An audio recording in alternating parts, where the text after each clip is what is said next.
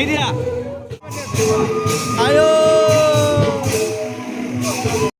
এয়া আমি বৰ্তমান ভাওনাস্থলীত আজি ভাওনা আজিৰ পাছত চাগে অলপ দিন আমি হাল মুটিয়ে হ'ব পাৰিম এইজন দেখিছে ঘটোতে একেবাৰে শুকাই গৈছেগৈ চকু টকু একদম অনন্ত সজ্জাত প্ৰভুজনা হা একদম সজ্জাতে আছে আৰু এইফালে মই একদম জবৰজন আৰু উপায় নাই পিছলে টোপনি ক্ষতি কৰি অৱস্থা নাই যাই কি নহওক আশীৰ্বাদ কৰিব ভালদৰে যাতে কৰিব পাৰোঁ আজি আমাৰ ডে 24 প্ৰায় না থামৰিম তাৰপৰা আৰু এতিয়া আমি পৰিৱেশ চাম চুঘৰ ক'ত গ'ল বিকাশ আছেনে চুঘৰ এইফালে আমাৰ লক্ষ্মণ সাজু হৈছে যথেষ্ট ৰাম ওলালেগে ন শুভেচ্ছা আছে অঁ একদম হা এইফালে আমাৰ মায়াবন্ত কি গাইছে আজি অঁ এইকেইজন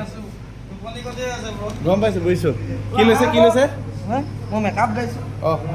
কি ওলোৱা নাই যে এতিয়ালৈকে কেলৈ বনোৱা নাই তোমাক ইমান দি ইয়াক বনাই দিয়া ইয়াক বনাই দিয়ক প্লাষ্টাৰ মাৰি দিয়ক ইয়াক কোন আছিলে এইজন দুন্দুভি মাছ যোৱা শিকালোঁ মই চিনি ৰাইজে কি চিনি পাব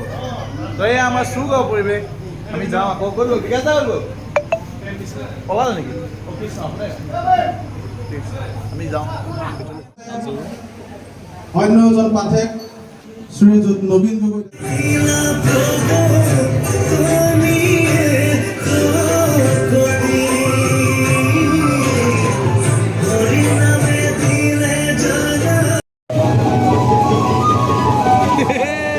হাঁহি দিয়া ডালকেইটা উলিয়াই দিয়া আয়ো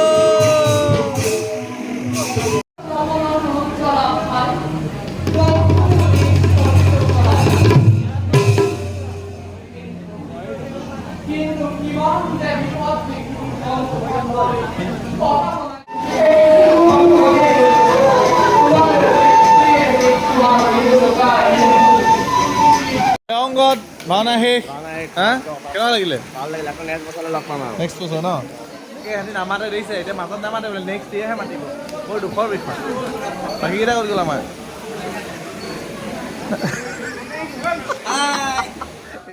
ঘৰ মোৱা পক্ষী সন্ধিয়াৰ আকাশত এয়া সময় 4 বজা